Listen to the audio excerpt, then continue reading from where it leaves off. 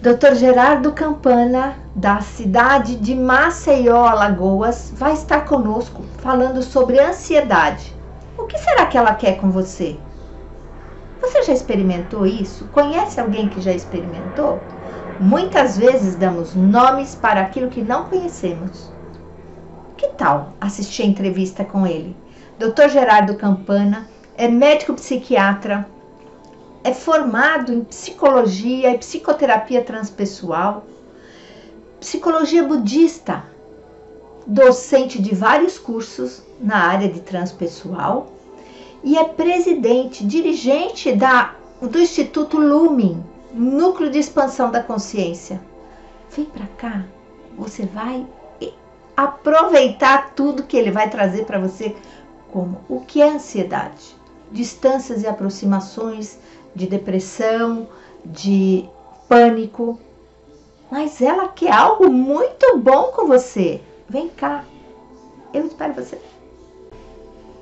Dr. Gerardo está ao vivo conosco no chat. Aproveita, pergunta, participe. Isso é muito importante para você, para ele e para nós. Se você ainda não se inscreveu no canal, faça agora. Aqui, ó. Dr. Gerardo Campana, como eu disse, é um médico psiquiatra que tem uma abordagem maravilhosa sobre as questões psíquicas. Eu vou pedir para que ele se apresente agora para você, que ele conte para você quem é a pessoa Gerardo Campana e profissional. Seja bem-vindo, Gerardo.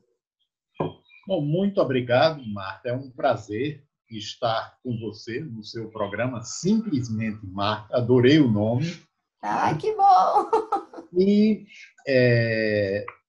para eu me apresentar, eu sou médico, psiquiatra, psicoterapeuta, atuo na área da abordagem transpessoal, que é uma abordagem que integra a parte biológica, psicológica, social, familiar e espiritual também.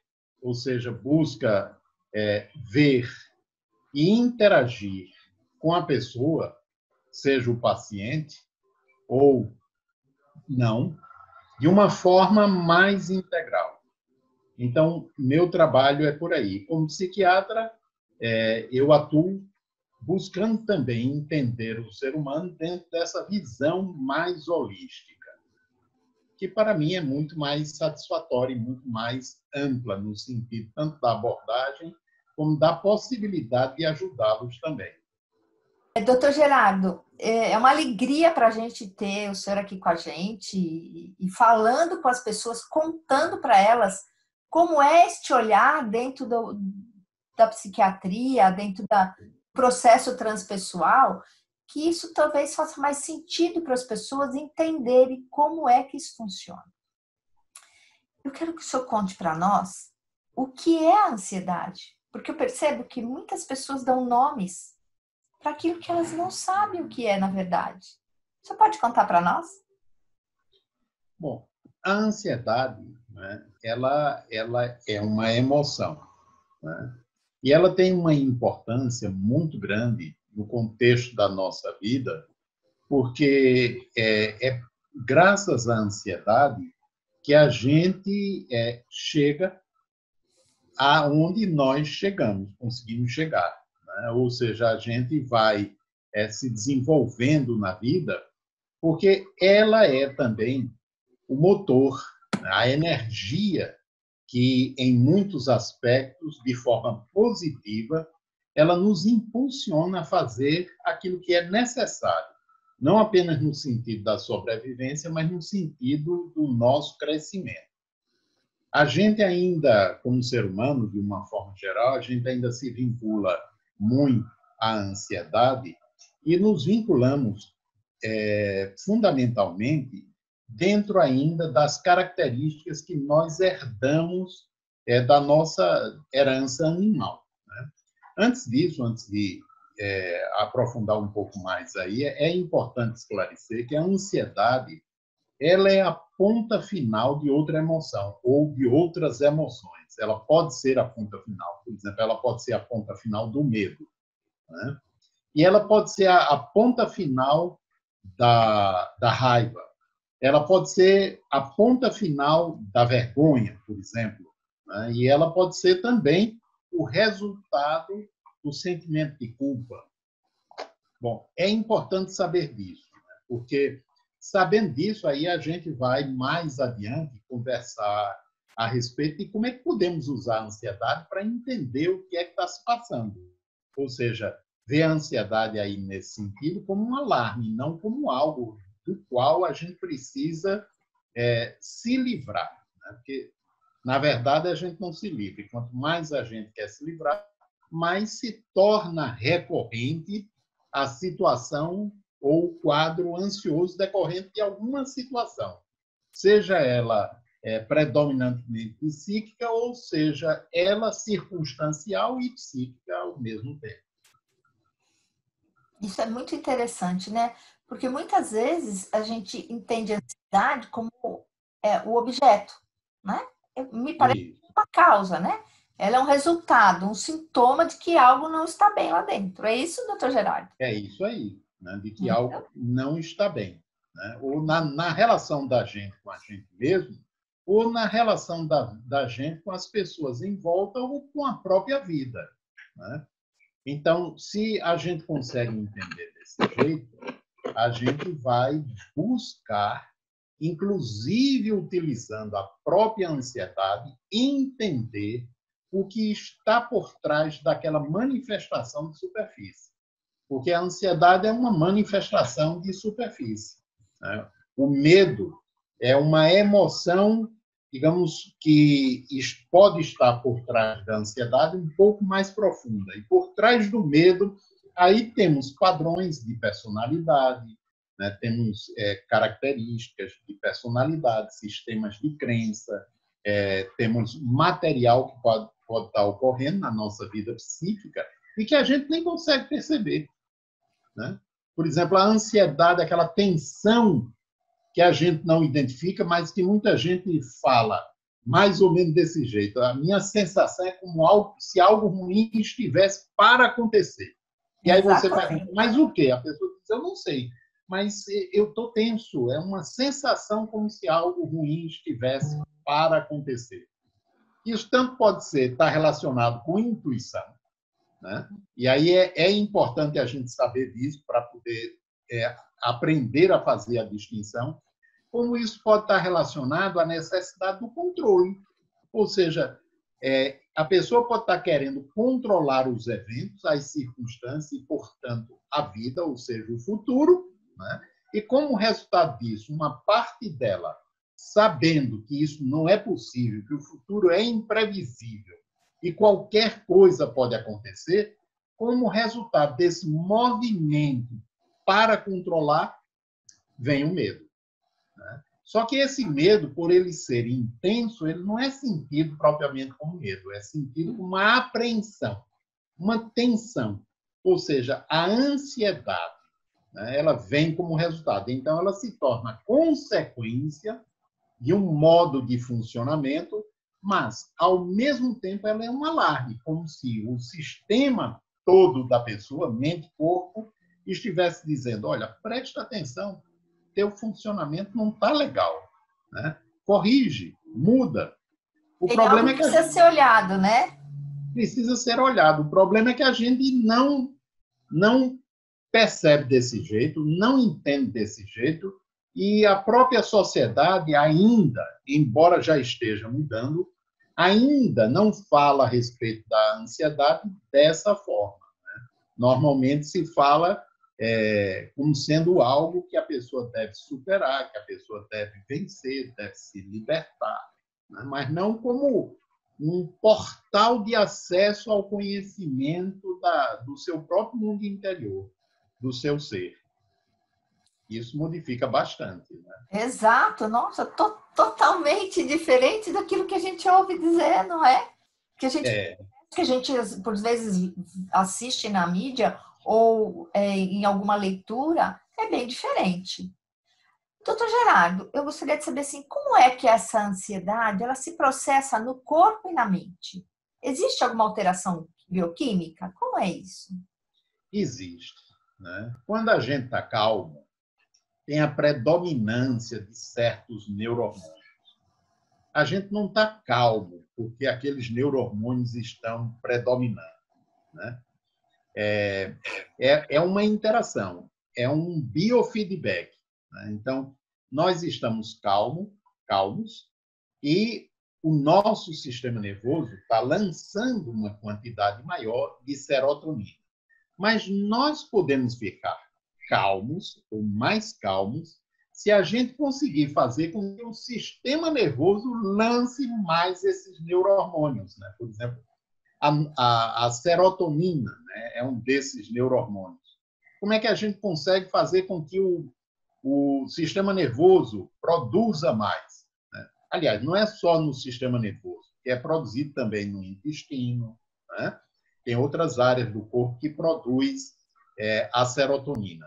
Nós conseguimos produzir mais serotonina através da meditação, através da atividade física, através da contemplação, através da oração, né? Ou seja, há recursos, existem técnicas e recursos que podem nos auxiliar na liberação de uma maior quantidade dos chamados hormônios do bem-estar, né? Mas nós também podemos promover essa maior liberação na medida também em que a gente se conhece, né? Em que a gente se relaciona melhor com a mente da gente, e a partir daí a gente se relaciona melhor com os demais e com a vida. É óbvio que mais serotonina vai ser produzida. Mas a ansiedade ela tem a ver principalmente com noradrenalina, com adrenalina, com o cortisol, que são os hormônios do estresse, né? Então, esses neurohormônios eles estão relacionados com mecanismos primitivos, né, de atenção, de defesa, de fuga, né, que fazem parte da nossa estrutura profunda, tanto biológica quanto psíquica, e que tem por objetivo de manter a gente vivo, né? Ou seja, a gente sobreviver. Nos animais, por exemplo, quem assiste documentário animal, vê que o animal está pastando, mas ele está alerta, né? A orelha está se movimentando, e nem todos estão pastando. Uma boa parte está pastando, mas tem aqueles que estão atentos, olhando ao redor, escutando os sons. Então, tem o mecanismo ali de alerta, ele está ativado, né? Porque a qualquer momento o predador pode surgir. E nós, seres humanos, a gente não tem predadores da mesma forma como os demais animais. Temos outros tipos de predadores, mas não aqueles. O coronavírus é um, né? Mas não desse tipo, como os outros animais. Mas a gente desenvolveu também outras instâncias que não estão presentes nos animais, por exemplo, autoimagem, né? A gente desenvolveu. A questão da autoestima, que normalmente a gente vincula com autoimagem. Como está vinculado com isso, né? Então esse é um território também que nós temos que defender, ou seja, a gente vai aprendendo, a gente nem pensa. Então há um alerta em relação a tudo aquilo que pode afetar nossa autoimagem. E somente isso já é suficiente para fazer com que os hormônios ligados ao estresse e à ansiedade, eles sejam produzidos, secretados, né, e lançados na corrente sanguínea numa escala maior. Então, por exemplo, você vai... quem não está habituado a participar de reuniões, né, ou quem tem medo de reunião. Então, participar de uma reunião, mesmo que seja de 3, 4, 5 pessoas, já é meio assustador. Então, o sistema nervoso está lá lançando, que a pessoa precisa ficar alerta, a mente precisa ficar ativa, né? Porque aquilo é um perigo para aquela pessoa. Mas para quem tem o costume de participar de reuniões, isso aí não é nenhum problema, vai calmo. Então, esses neurohormônios não são secretados na mesma intensidade, né? São secretados somente naquela quantidade que precisa para estar alerta, a mente mais ativa, o raciocínio mais rápido para poder participar bem da reunião, né? Entendi. Então, dentro desse aspecto, é importante dizer que não somente a ansiedade, né, a gente precisa compreendê-la melhor, mas as emoções de uma forma geral. Né? Por exemplo, se uma pessoa não é capaz de se frustrar por ter se saído mal numa prova, num teste, obviamente que ela não vai se esforçar para, no seguinte, ela estudar mais, porque tanto faz. Né? Mas se a pessoa se frustra, ela pode pensar, puxa, eu vou me preparar melhor para a próxima, para me sair melhor na prova. Então, aí a frustração, a tristeza, por exemplo, ela é importante porque faz a pessoa refletir e reformular, se cuidar melhor, estudar mais, se preparar mais para a prova seguinte. Né? Então, é por aí. Depende de como a gente entende, depende de como a gente se relaciona com o mecanismo e também, a partir daí, o que a gente faz em relação a ele, como nós os aproveitamos. Eu considero extremamente importante, porque é um impulso, uma vontade de ser melhor, né? De autossuperação. Exatamente. Né? Que é uma busca constante pelo menos da maioria dos seres humanos, né? Buscando ser melhor. Por Mas vai enquanto, a gente está chegar um buscando tempo ser que vai. melhor. Hã? Por enquanto, a gente está buscando ser melhor, principalmente na profissão, né? Que é para Exato, ver se vai respeitado e ganhar dinheiro. Mas é isso verdade. ainda está muito vinculado às questões de sobrevivência, né? É de E alto mar. sobrevivência, é Mas verdade. já é um caminho para que a gente perceba com mais clareza, né, que a gente não precisa estar lutando para sobreviver.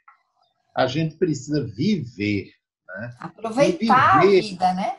aproveitar a vida. Né? E viver com leveza. Né? Viver curtindo a vida. E esse viver Quando, né? é isso aí. Né? E esse viver também contém o crescimento, né, na área profissional, ou seja, você gostar daquilo que você faz, você se divertir com o que você faz. Né? E aí, é claro que o nosso sistema nervoso vai responder de uma forma muito melhor do que se você fica pensando na concorrência, no outro como adversário, né? No outro que pode lhe puxar o tapete. Né? Então, aí o nível de tensão vai lá em cima, porque a pessoa está funcionando de modo ainda vinculada aos padrões primitivos do nosso ser. Né? E a gente está numa etapa, e eu acho que esse período agora de quarentena talvez tenha ajudado a gente a perceber essa etapa, que nós estamos na etapa de nos humanizarmos mais. Né? E o humanizar-se, ele tem a ver com o sair da faixa da sobrevivência. Né? Então, saindo da faixa da sobrevivência, o outro deixa de ser um competidor, é um cooperador. Né? Ou seja, aquele ou aqueles com os quais podemos nos consociar, tanto para melhorar a nossa vida, como a vida da comunidade onde a gente existe. Né? Não tem como ser feliz se a gente não estiver também ajudando a que os outros sejam, ou pelo menos encontrem possibilidades de viverem de forma mais feliz, né? Mais leves. Sabe, Gerardo, eu sempre falo isso, que eu não tenho concorrentes, eu tenho colegas de trabalho, né? Isso. Porque assim, isso traz para nós uma relação tão harmoniosa, tão gostosa, não é verdade? É verdade. Né? Nós somos colegas de trabalho e olha a alegria que eu estou de você estar aqui comigo. Pois é um prazer, não é? Isso é muito Mesmo porque bacana. o objetivo é o mesmo, Marta. Né? Exato, O objetivo é o mesmo. Né? exato. Em primeiro lugar, a gente progredir, a gente crescer como pessoa. Né? Sim, E, como claro. consequência disso, poder ajudar também os demais a encontrarem seus próprios meios de crescimento. E aí isso é fundamental. Né? É, Então, a gente funcionando assim, é óbvio que a ansiedade ela vai estar presente. Né? E aí eu quero falar um pouquinho a respeito da experiência da gente aqui com a quarentena, com a epidemia. Né? Foi muito importante para a gente. no dia 17 de março, foi decretada a quarentena aqui em Alagoas, né? E aí a gente fechou a clínica e ficamos em casa. Um mês depois, óbvio, se você não está trabalhando, você não está recebendo, né? Exato. Então a gente estava usando as reservas, né, a reserva para a gente pagar as contas. E aí não tinha perspectiva, porque cada vez que o noticiário via, o pico da epidemia vai ser não sei quando, vai ser, estava sempre sendo adiado, né? E aí disse, bom, se passou esse primeiro mês, esse segundo mês provavelmente vai continuar, porque só está aumentando. E aí a gente precisa. Então, com 45 dias, a gente tomou a decisão de sair do local onde a gente estava. Ou seja, começou a vir a ansiedade, o medo, né? E aí, como é que a gente vai fazer? A gente vai terminar chegando a um ponto que a gente não vai poder pagar o aluguel, né? E aí? E as outras contas, né? Então, a gente pensou, então vamos para um lugar que é nosso, que a gente tem uma casa próxima do local onde a gente estava, vamos reformar, vamos ajeitar aquele local. E aí iniciamos esse trabalho de reforma. E se agora? A gente não pode atender. Mas a gente começou a perceber que algumas pessoas já estavam atendendo online. E aí começamos. E a gente foi tendo que se reinventar para poder superar a crise. Então, de forma que hoje a gente está num novo local, está lindo, está muito bonito, Eu já vi. acolhedor, né? Esse local é da gente. Estamos com atendimentos online e há 3 semanas retomamos o presencial, né? Imagine eu, um dinossauro em tecnologia, atender presencialmente. Mas aprendi, né? Tive que aprender, ou seja, novas conexões neuronais, facilitando a plasticidade do cérebro, né? E foi divertido, né, aprender isso. A gente tinha uma atividade que a gente oferecia à comunidade, que a gente chamava de Oficina do Saber. Uhum. E era um encontro semanal que normalmente tinha entre 30 a 60 pessoas, presencialmente, com temas os mais diferentes, todos vinculados à saúde, ao conhecimento, ao trabalho pessoal. E a gente convidava profissionais que iam lá e faziam. E aí, em abril, eu fiz a minha primeira live, né, ao vivo. Aí, quando eu vi, 70 pessoas assistiram. Eu disse, yes! Mais do que lá. Né? Mais do que lá. E aí a gente já retomou a Oficina do Saber online, atendendo presencialmente. As meninas, as professoras de yoga, né, começaram a dar aulas também online. Já comecei um grupo, né, esse de treinamento de intuição e sensibilidade online. Outros estão sendo retomados online.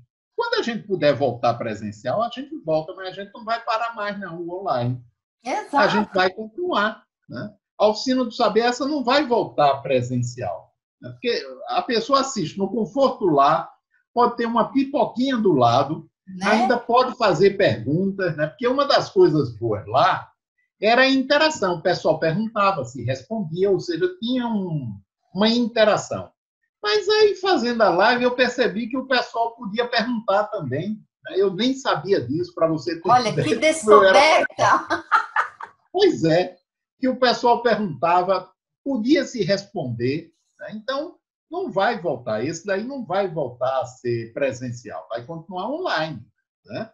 E aí a gente vai funcionando, ou seja, aquela ansiedade, aquele medo, serviu, né, para a gente se reinventar, para a gente mudar um bocado de coisa. E aí novas perspectivas estão abertas para a gente. Né? Um campo olha o que a ansiedade faz. Né? O que a ansiedade faz? Né? Desde que a gente se relacione razoavelmente bem com ela. Né? Porque se a gente esteja aberto para as mudanças, né? A gente tem que estar aberto para mudança. E a gente entender. Eu também fechei o consultório. Né? Eu fechei o consultório físico e agora eu só atendo online. E tem sido maravilhoso. Isso. Sim, eu também era dinossauro na internet, sabe? Dinossauro nas lives, apertar botão, eu era um dinossauro. E eu estou aprendendo a editar vídeo, eu estou aprendendo a mexer no computador, a encontrar programas novos. Então, isso é a ansiedade que faz, né? Então, ela quer muita É, gente, né, Gerardo? isso, Ela né? quer muitas coisas Agora, com a gente. se a pessoa não sabe disso, não tem esse conhecimento e não tem uma metodologia, né, que a possibilite utilizar a ansiedade como um portal de acesso para seu mundo interior, a ansiedade, aquilo vai tomar conta, né? Cria um nevoeiro mental que leva a pessoa a perceber, a pensar e imaginar que não tem saída. Aí se transforma numa tortura, num sofrimento que É a verdade. pessoa muitas vezes precisa recorrer a uma ajuda profissional para ter um alívio naquilo dali, né? Através de um medicamento ou de alguma outra forma. Mas se a pessoa conhece, por isso que é importante ter boas informações, por exemplo, se você for estudar a ansiedade só do ponto de vista médico, você não sai dela. Você vai saber como é que o sistema límbico entra nisso daí, né? A amígdala, córtex cerebral, os processos de modulação, etc, etc. Mas o que, é que você vai fazer com essa informação? Não, não tem muita coisa a ser feita Não com tem a isso. chave para sair dali, né? Não, não tem a chave. Agora, Exato. se você entende, né, que seu corpo é uma tela através da qual seu inconsciente se comunica com você, eu de superfície, né, o eu pequeno, o ego, então aí você vai aproveitar a tela e estabelecer uma conexão com essa tela, se permitindo sentir as expressões do seu mundo interior. E aí você vai percebendo as engrenagens, né? Desde aquela mais superficial, as sensações que você experimenta a nível de corpo, a nível de mente, até chegar à emoção verdadeira, da emoção ao sistema de pensamento que está alicerçando a emoção, e a partir daí, se você souber como, se não souber, você vai buscar ajuda. Você poderá encontrar as matrizes daquilo ali, que muitas vezes estão na infância. O adulto amadurecido, ele se relaciona de uma forma mais tranquila com os eventos, né? Ele se coloca disponível para o aprendizado. Mas quando nós temos uma criança, ou seja, utilizando a linguagem de Freud, uma parte da nossa libido que não se desenvolveu, essa parte ela pode assumar a camada de superfície, né? Toma conta do ego, e aí o ego passa a agir motivado, né, por aquilo que é um comportamento, uma experiência antiga atualizada, né, por alguma situação nova. E aí fica uma coisa incongruente, fica uma coisa estranha, né, pela reação que está acontecendo. Mas se a pessoa sabe, né, e o ego está razoavelmente fortalecido, que aí é preciso também um ego fortalecido. E aí eu gostaria de frisar que ego forte é diferente de ego rígido. Ego rígido, né, é aquele que quer controlar tudo. O ego forte é flexível e tem consciência do que pode e do que não pode controlar. E aí esse ego é capaz de acolher, se relacionar, conviver para aprender. E aí Mas, fica muito diferente. oh, com certeza, totalmente diferente. Fica bem Para ter diferente, realmente. autonomia, na verdade, né? Dá autonomia. Né? A gente não fica, digamos assim, né, desejando que seja da forma como não está sendo. Né? Exato. A gente Uhum. vai conviver com a realidade como ela é. Agora, buscando aprender através daquilo que a realidade coloca em nosso caminho, para que a gente possa encontrar as alternativas, que podem não ser aquela que a gente gostaria, É. né? Porque a gente pode pensar de um jeito e a vida coloca de outro. Que é Né? o que a gente E a gente, precisa, não é o que a gente quer. é isso aí. Né? Se a gente quiser adaptar a vida ao jeito da gente, a gente vai se perturbar. Agora, é a gente que tem que se adaptar àquilo que a vida está proporcionando a gente e aprender através. Eu Exato. gosto muito daquela oração do AA. ela diz, Senhor, dai-me forças para mudar o que me é possível. Dai-me resignação para aceitar o que não posso mudar. E sabedoria para distinguir uma da outra. Olha, isso é sabedoria mesmo, não é mesmo? Eu acho fabulosa essa oração, né? Porque ela sintetiza, né, aquilo que a gente precisa aprender em relação à vida. Porque às vezes a gente fica ali querendo, mas a gente não tem um passo decisivo para aquele querer, né? Fica só querendo. Então, assim, o passo é o que eu preciso fazer para chegar lá. É isso aí. Só querer já estar lá. É fazer o caminho, né? E fazendo este caminho, a gente transforma muitas coisas. É isso aí. Eu estou adorando isso. Daí a pergunta, né? O que é que a ansiedade quer de mim? Né? Nossa, ela quer muitas coisas, eu acho. O que é que ela me aponta? O pessoal costuma, eu me divirto com as sínteses que aparecem na internet, né? Elas são bem, reduzem bastante a questão, mas elas apontam numa direção, né, que muitas vezes é importante e sábia. Por exemplo, o pessoal posta na internet, a ansiedade, né, é excesso de futuro, angústia é excesso de passado. Se a gente for ver direitinho, né, normalmente, boa parcela da ansiedade está vinculada a padrões de personalidade de controle, né, relacionados com o futuro. Ou seja, eu tenho um modelo na cabeça de como a vida deveria ser e eu fico tentando enquadrar a vida dentro daquele modelo. O resultado disso é muito medo. E o produto final do medo é a ansiedade, aquela apreensão indefinida com relação ao futuro. E quanto mais, se a pessoa não percebe, óbvio, isso vai se avolumando com o tempo. Daí tanta gente ansiosa. Enquanto que a angústia, ela, também reduzindo bastante, né, ela está muito relacionada com insatisfação e raiva. Em primeiro lugar, em relação a mim. Em segundo, em relação a alguma coisa que eu estou vivendo ou eu já vivi. Se eu não resolvo isso, eu vou acumulando insatisfação. E a gente tem um armazém dentro da gente, um psiquismo da gente, que aquilo que não é resolvido vai ficando armazenado, né? E aí chega um tempo que a gente reage a um evento que nem é tão grande assim, mas a reação é desproporcional ao ocorrido, né? Porque não tem a ver só com o ocorrido, tem a ver com tudo aquilo que está armazenado dentro de mim, vem à tona. É ruim? Não, não é ruim. É desagradável, é doloroso, mas pode ser muito bom se eu entender que o meu sistema está me requisitando para uma percepção diferente daquilo que tanto eu estou vivenciando como aquilo que eu estou sentindo, né? Mas se eu não entender, eu vou ficar me livrando tentando me livrar só do alarme. É verdade. E aí vou sofrer bastante. É verdade.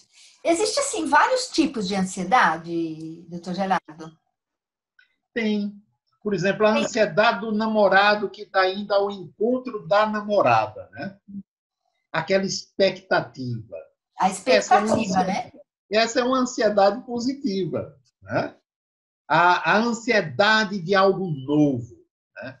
Ela tem uma ponta de medo porque é algo novo, mas ao mesmo tempo a expectativa pelo desafio, né? Então tem a ansiedade, digamos assim, que é positiva, né? E tem aquela ansiedade que ela é negativa. No meu entender, se conseguir compreender como alarme, toda ela termina se tornando positiva. Agora, se eu não consigo entender como alarme, ela vai só repercutir no seu aspecto negativo. E aí tem uma coisa muito importante, né? Por exemplo, se eu sei que a mente inconsciente não conhece o não, né, eu vou evitar qualquer forma de rejeição. O inconsciente, a palavra não, A rejeição, o inconsciente não conhece. Por exemplo, se eu digo não quero pensar isso, é pior. Aí é que eu penso. Já Se estou eu digo pensando, não, né? tanto que tem o exercício chamado do vermelho, o teste do vermelho, que se pede a pessoa pense no vermelho, pense. Agora tire o vermelho da sua mente. Cadê tirar? O Não vermelho sai. fica como pano de fundo. Agora, Então, transforme no laranja, transforme no amarelo, transforme no verde. E aí vai, e aí o vermelho termina saindo. Então, se eu não sei que a mente inconsciente não conhece não, e eu fico revoltado por aquilo que eu estou pensando, sentindo, ou pelas minhas reações, eu vou sofrer duplamente ou triplamente, porque eu reforço o sofrimento pela não aceitação de algo que é meu. Agora, se eu sei disso e em lugar de reagir, eu ajo acolhendo a minha reação, o que eu estou sentindo, né? Já a partir daí diminui o sofrimento, diminui a intensidade. Se além de acolher, eu consigo conviver, o sofrimento diminui mais ainda. Se eu faço isso respirando profundo, aí é que ele diminui. E se além disso eu entendo que aquilo que eu estou sentindo é uma porta de acesso para a minha mente mais profunda, eu posso compreender as engrenagens, eu posso perceber as engrenagens que está repercutindo no meu campo de superfície daquela forma desagradável e poder inserir uma pequena diferença que vai levar a uma mudança significativa depois de algum tempo. Agora, isso não se faz de um dia para o outro, né? sim, Então, claro, é um dizer, processo, você né? pode fazer isso instantaneamente, você pode. Não se faz. Isso é um aprendizado, requer conhecimento, requer metodologia, requer treino, né? E requer tempo para que vá aprendendo a mudar, Experimentando, né? experimentando. É um processo, não tem É um processo. facilidade, né? É Porque isso mesmo, sente Márcia. isso de uma maneira, né? Por isso que é É, importante o terapeuta. Porque o terapeuta pode clarear como é que você está funcionando, não é mesmo? pode. Doutor Geraldo, eu quero perguntar uma outra coisa que, assim, a gente hoje, com essa pandemia, tudo, muitas pessoas estão sofrendo de solidão. A solidão traz ansiedade ou é a ansiedade que traz uma solidão? Como é que é isso? A minha relação com a solidão, né, pode gerar a ansiedade, né? Pode gerar. Ou seja, pela não aceitação daquilo que eu estou vivendo. Como a ansiedade que eu vivo, ela pode me levar também à solidão, se eu for me afastando das pessoas com as quais eu convivo, né? Daí a importância de eu poder perceber qual é a emoção que está por trás do evento ansiedade, né? Nesse período da quarentena, né, eu tenho, eu tenho conversado com muitas pessoas através da internet, né, que me falam a respeito da solidão. Algumas porque vivem só mesmo, né? Ou seja, elas estão sozinhas. Agora, e é algo desagradável, né? A pessoa poder experimentar. A solidão em si, ela não é ruim, né? Quando eu tenho uma relação comigo mesmo, boa, né? Boa. Ou seja, eu consigo ser uma companhia boa para mim mesmo. Né? Que isso a gente vê, por exemplo, o Winnicott falando muito, né? O indivíduo que é capaz de estar só, porque ele é uma boa companhia para si mesmo. Para que eu consiga ser uma boa companhia para mim mesmo, eu tenho que ter uma relação razoável comigo, com as diferentes instâncias que compõem o meu ser. Se eu não consigo isso, eu vou ter uma relação não muito boa, e pode ser até difícil mesmo, comigo ou com áreas do meu próprio ser, como consequência com as pessoas com quem eu convivo ou com a própria vida. Não é? E se a pessoa ela tem uma dificuldade de convivência, inclusive consigo mesma, né? E ela está sozinha, aí é que é triste. Aí é que é triste.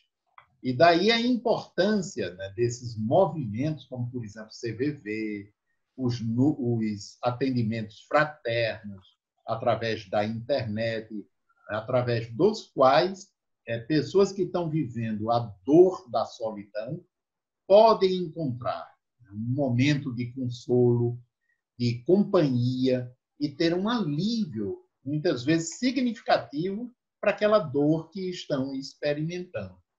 Isso é muito importante. Doutor Gerardo, existe alguma relação entre ansiedade e fobia? Elas se aproximam, se distanciam? Como é isso? Há uma distinção, por exemplo, entre a ansiedade comum, né, que advém de um medo inespecífico, ou um medo relacionado com o futuro, né, que, vamos dizer assim, pelo menos 80% a 90% da população sente, né, que está cada vez maior o número, a quantidade de pessoas ansiosas para aquilo que se denomina fobia. Né? A fobia é um medo intenso, que pode ser com objeto ou sem objeto. Né? Por exemplo, as fobias específicas, medo de aranha, medo de barata, medo de cachorro, né?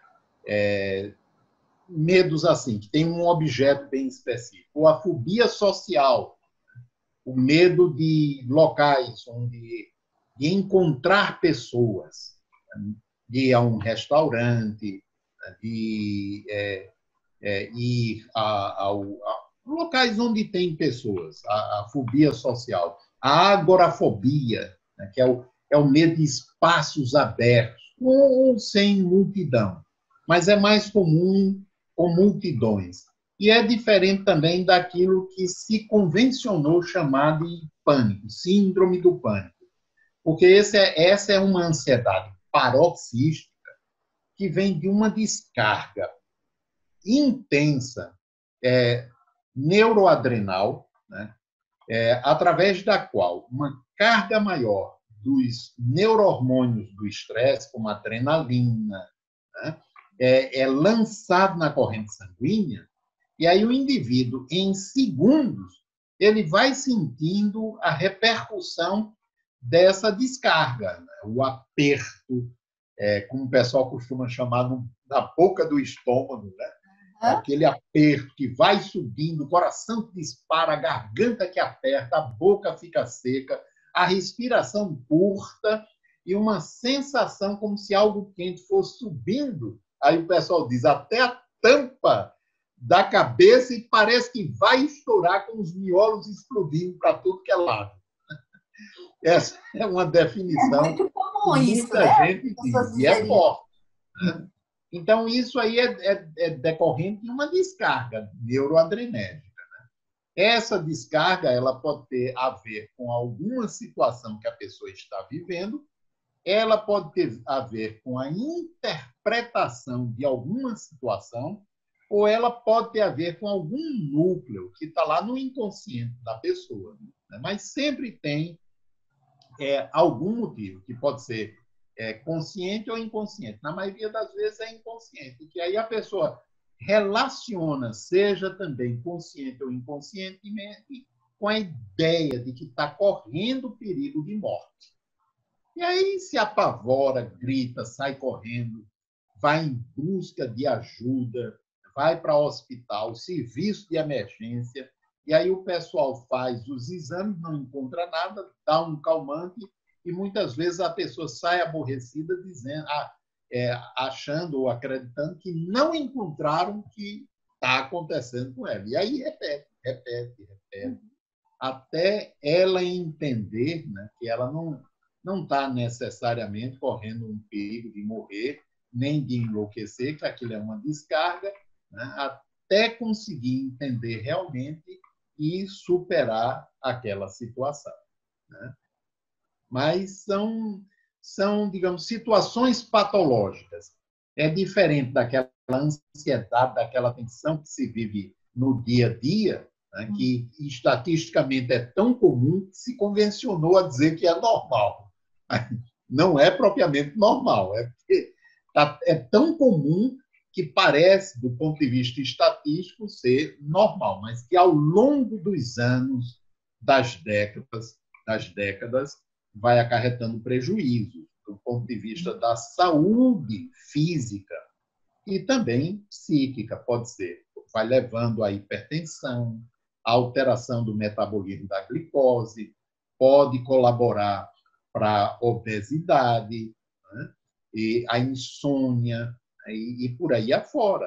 Né? Alterações articulares, mas isso com o tempo, não é logo, não. Né? Então, quanto mais cedo se cuida, e o ideal seria se trabalhar no sentido da prevenção, né? Ou seja, auxiliando as pessoas a compreenderem tudo isso que a gente está conversando e a desenvolverem metodologias, né, de se relacionarem de uma forma mais eficaz com o seu próprio mundo psíquico, afetivo, emocional e a imaginação. Né? Porque comportamento tem muito a ver com esses 4 pilares. Você veja, Marta, né? E aí eu acho que é importante dizer isso, e a nossa sociedade tem uma preocupação imensa com a educação, o que é positivo. Né? A educação no sentido de preparar o indivíduo para uma profissão. Mas não há ainda nenhum cuidado com a educação dos pensamentos, da emoção, dos sentimentos e da imaginação. Né? É verdade. Não é verdade isso? Onde é que se fala? Está se falando agora, mas de forma genérica. Não existe uma estruturação em relação a isso. Não existe um programa em relação a isso. Treinar a educação é para ter, né? A educação é tenha.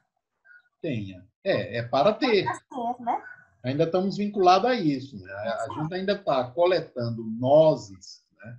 Coletando nozes que eu estou dizendo, lembrando do esquilo, né? Que ele passa o verão guardando as nozes, porque vai chegar o inverno e ele precisa ter. Né? A gente ainda funciona assim. Né? Eu ainda funciono assim. Né? Todos nós, de uma maneira geral, ainda funcionamos assim. Que é a sobrevivência, né? Eu não estou dizendo que não é importante ter previdência, ter cautela, né?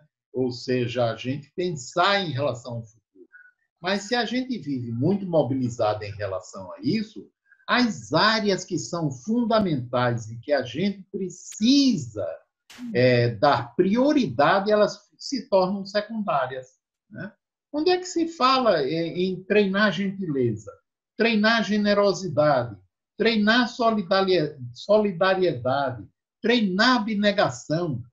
Eu gosto muito de uma frase do Emmanuel, quando ele diz assim: se queres que a bondade um dia te seja inata, treine-a todo dia. Ou seja, esses sentimentos que compõem os verdadeiros valores humanos são treináveis. Né? E a gente precisa se educar no sentido da gente desabrocá-los, porque eles já estão dentro da gente. Né? Eu sou daquela teoria, né, que a gente já tem dentro da gente aquilo que a gente precisa. E aí eu não estou me referindo só às filosofias orientais, né, porque nosso instrutor maior aqui do Ocidente, Jesus, né, ele já dizia: onde é que está o reino de Deus? Dentro de vocês. Né? E o que é o reino de Deus?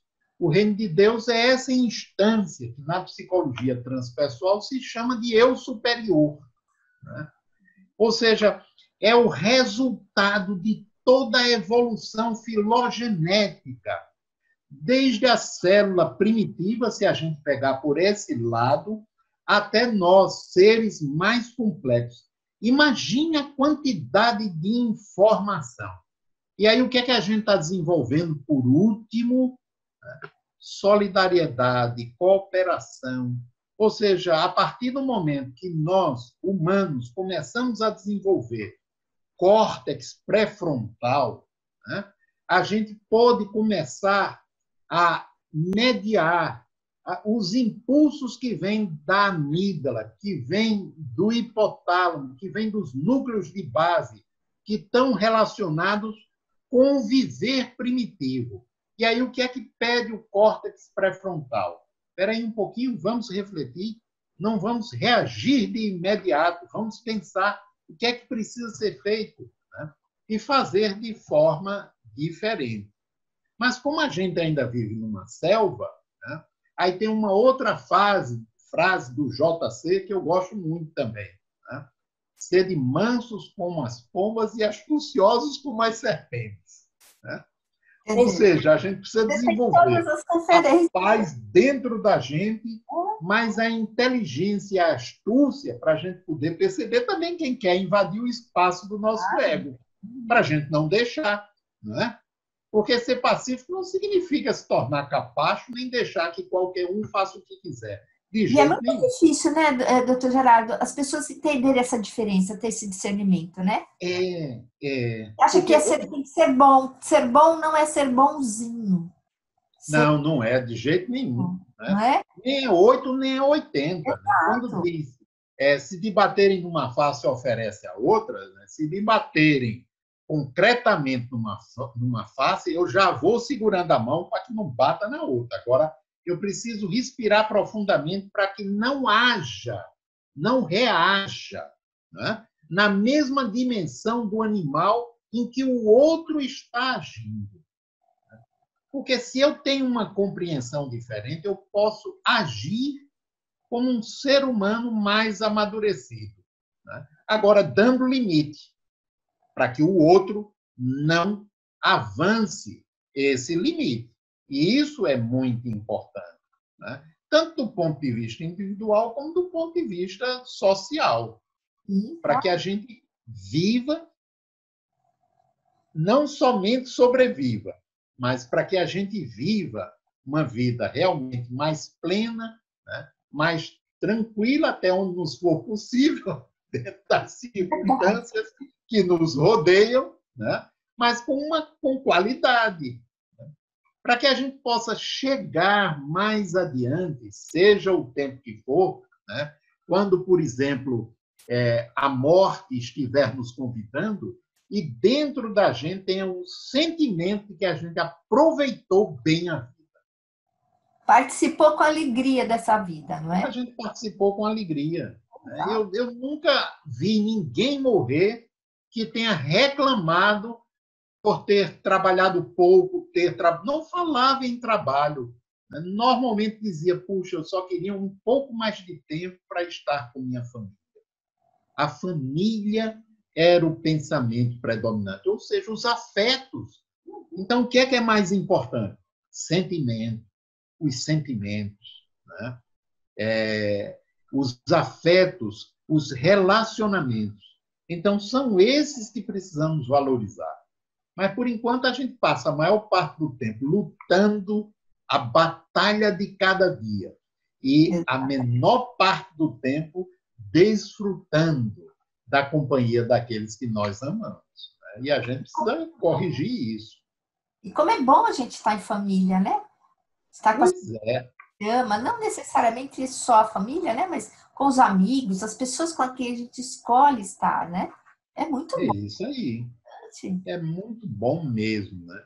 E essa quarentena que eu vi tanta gente reclamando, né? Quando ela começou, eu me lembrei dos treinamentos de meditação que eu participei, né? Em retiro. Os retiros para treinamento de meditação, que a gente ficava 10 dias, né? Às vezes até mais tempo, muitas vezes em silêncio absoluto, treinando meditação, conexão consigo próprio. Eu não me considerei confinado, eu não me considerei recluso. Eu estava em confinamento, eu estava em retiro, né? E aí aproveitei. Estava com minha família, com pessoas que eu gosto, estava com minha esposa, meu filho, os demais. Eu mantinha contato via WhatsApp, né? Que maravilha, não reclamo de jeito nenhum da tecnologia, né? A gente tem que saber usar. Né? Quanta gente, eu converso... Tem muita coisa. Pois é, conversava com minha gente, eu tenho a maior parte da minha família, uma boa parte está na Itália, né? Eu conversava com eles, né? Através de videochamada, ou seja, eu tinha momentos muito bons, né? Sofria quando via tudo que estava ocorrendo, né? Com o pessoal, né? Os internamentos, as perdas, né? Os lutos, as dores, e aí sentia isso, né? E colocava essas pessoas nas minhas vibrações, né? Para que pudessem, né?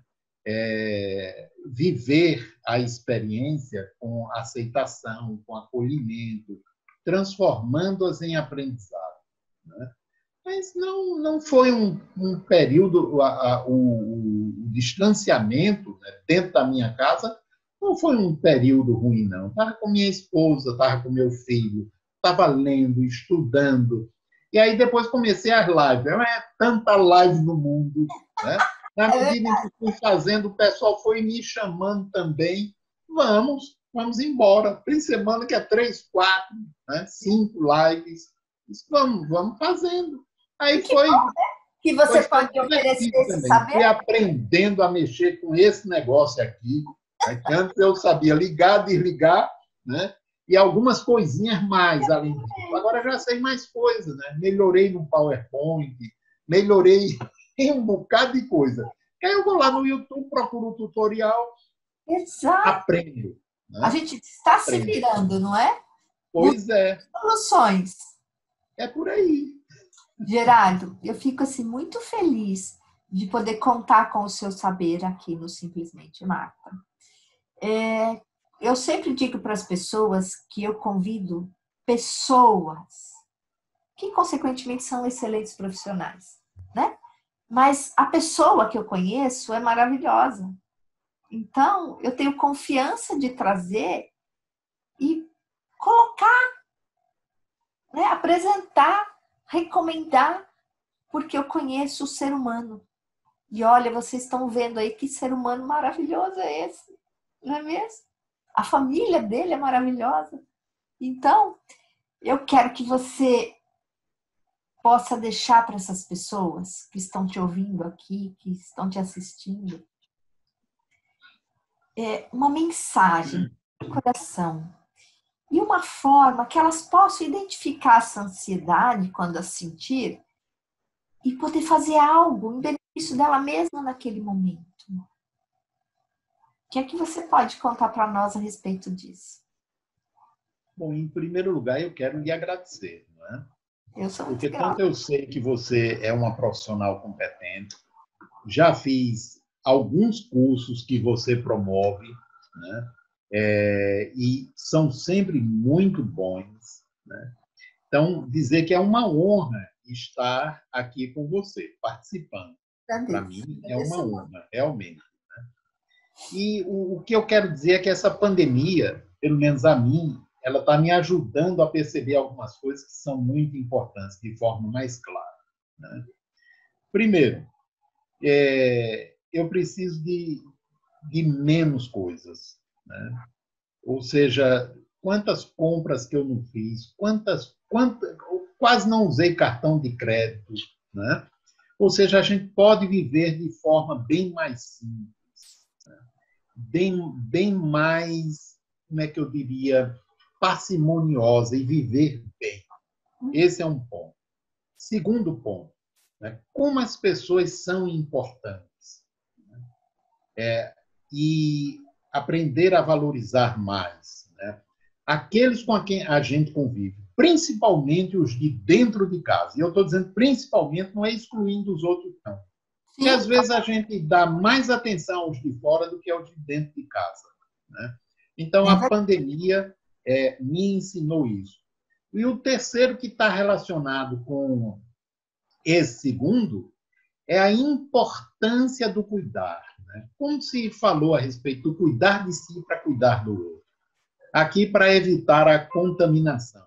Mas de uma forma geral, né? Cuidar de si para cuidar do outro.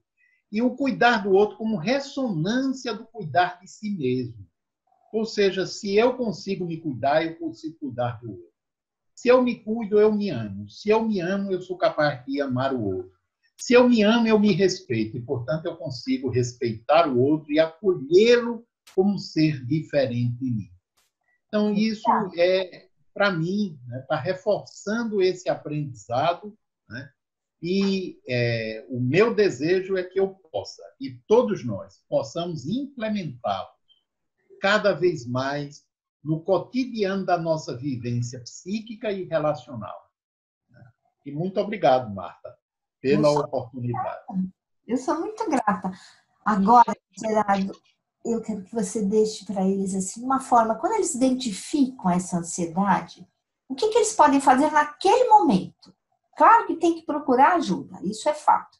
Mas naquele momento, para ter um alívio, para ter um fôlego, um suspiro mais profundo e centrado, como é que você acha que eles podem fazer?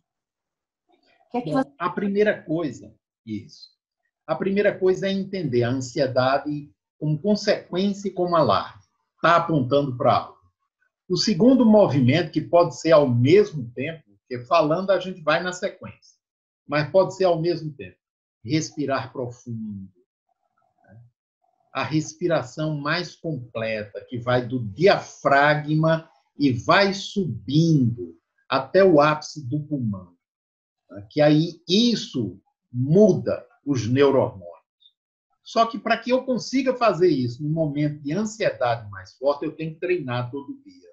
Então, entender como alarme, respirar profundo, acolher e se colocar disponível para, através do que está sentindo, perceber o que está motivando, ou seja, a ansiedade. Do que é que eu estou com medo? E aí esperar para ver o que é que vem de lá de dentro. Porque se não vier na primeira vez, pode vir na segunda ou na terceira, né? Ou na quarta. Se for fazendo nessa sequência, em lugar de se incomodar com a ansiedade, vai desenvolver o hábito de utilizá-la para se perceber num nível mais profundo. E aí fica diferente, muito diferente. Isso vai ajudar bastante. Né? Eu acredito. Isso vai ajudar muito. Gerardo, eu quero de novo te agradecer com muito carinho, porque eu sei que você tem um tempo muito limitado, com muito carinho e com o meu desejo de muito sucesso na Clínica Nova e que vocês possam assim progredir bastante e ajudar mais pessoas do que vocês já ajudam, né? Eu conheço aí essa dinâmica e sei que vocês colaboram com muitas pessoas de diversas maneiras e que isso possa se ampliar, né? E o nosso propósito de fazer o bem, Isso. Né? De ter a vontade, né? De estar na vida, de participar, de ter um propósito para essa vida. Então, a minha gratidão gigante é do meu coração para o seu coração. Muito obrigado também, Marta. Um grande abraço a todos. Para você que está aqui assistindo essa entrevista, compartilhe com outras pessoas. Muitas pessoas podem se beneficiar deste saber. Dr. Gerardo é uma pessoa maravilhosa, um profissional competente. Então, você pode divulgar esse trabalho para que mais pessoas possam ter acesso a esse saber que você teve hoje. Muito obrigada por você estar aqui. Curta o vídeo, compartilhe. Se você ainda não se inscreveu nesse canal, faça-o agora. Um grande beijo para você.